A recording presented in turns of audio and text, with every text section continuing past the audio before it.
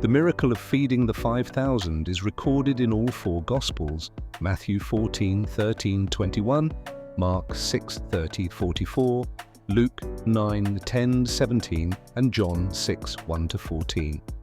A huge crowd followed Jesus to a remote place, eager to hear him teach. As the day wore on, the disciples grew concerned. They had over 5,000 people to feed, but only 5 loaves of bread and 2 fish.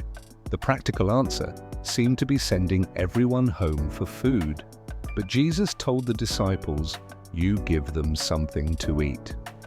They assessed what they had, a boy's small lunch, and brought it to Jesus. It wasn't much, but it was a starting point.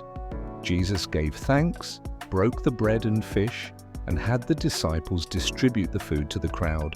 Everyone ate until they were satisfied, and the disciples collected 12 baskets of leftovers, more than they started with. This is resource optimization under pressure, assessing what you have, thinking creatively, and deploying resources strategically. It's like running an event on a tight budget, using existing assets, repurposing materials, and still delivering a memorable experience. Have you ever had to stretch limited resources to meet a big demand? If you enjoyed this, share it with a friend and subscribe at my YouTube channel @Charles Mentor Tips for more project management tips from everyday life.